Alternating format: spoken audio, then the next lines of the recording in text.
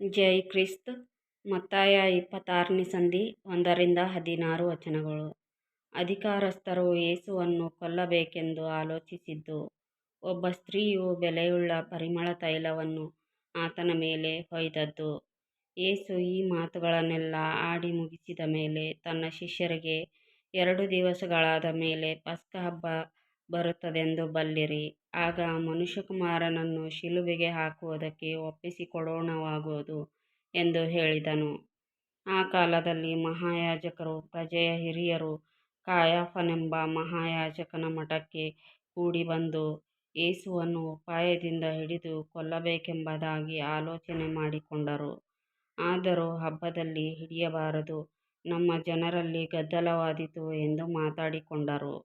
ಯೇಸು ಬೇಥಾನ್ಯದಲ್ಲಿ ಕುಷ್ಠರೋಗಿಯಾದ ಸೀಮೋನನ ಮನೆಯಲ್ಲಿದ್ದಾಗ ಒಬ್ಬ ಸ್ತ್ರೀಯು ಬಹು ಬೆಲೆಯುಳ್ಳ ಸುಗಂಧ ತೈಲದ ಭರಣಿಯನ್ನು ತೆಗೆದುಕೊಂಡು ಆತನ ಬಳಿಗೆ ಬಂದು ಆತನು ಊಟಕ್ಕೆ ಕೂತಿರುವಾಗ ಆ ತೈಲವನ್ನು ಆತನ ತಲೆಯ ಮೇಲೆ ಹೊಯ್ದಳು. ಶಿಷ್ಯರು ಇದನ್ನು ಕಂಡು ಕೋಪಗೊಂಡು, ಈ ನಷ್ಟ ಯಾತಕ್ಕೆ?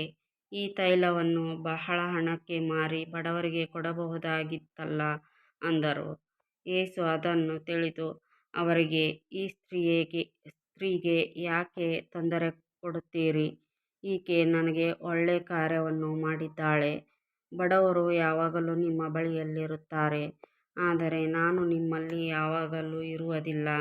ಈಕೆಯು ಈ ತೈಲವನ್ನು ನನ್ನ ದೇಹದ ಮೇಲೆ ಹೊಯ್ದದ್ದು ನನ್ನ ಉತ್ತರ ಕ್ರಿಯೆಗಾಗಿಯೇ. ಈ ಸುವಾರ್ತೆಯು ಸರ್ವಲೋಕದಲ್ಲಿ ಎಲ್ಲೆಲ್ಲಿ ಸಾರಲಾಗುವುದೋ ಅಲ್ಲಲ್ಲಿ ಈಕೆ ಮಾಡಿದ್ದನ್ನು ಸಹ ಈಕೆಯ ನೆನಪಿಗಾಗಿ ಹೇಳುವರೆಂದು ನಿಮಗೆ ಸತ್ಯವಾಗಿ ಹೇಳುತ್ತೇನೆ ಎಂದು ಹೇಳಿದನು.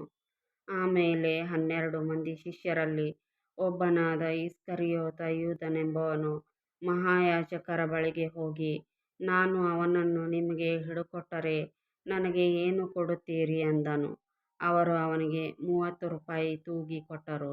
ಅಂದಿನಿಂದ ಅವನು ಆತನನ್ನು ಹಿಡುಕೊಡುವುದಕ್ಕೆ ಅನುಕೂಲವಾದ ಸಮಯವನ್ನು ನೋಡುತ್ತಿದ್ದನು.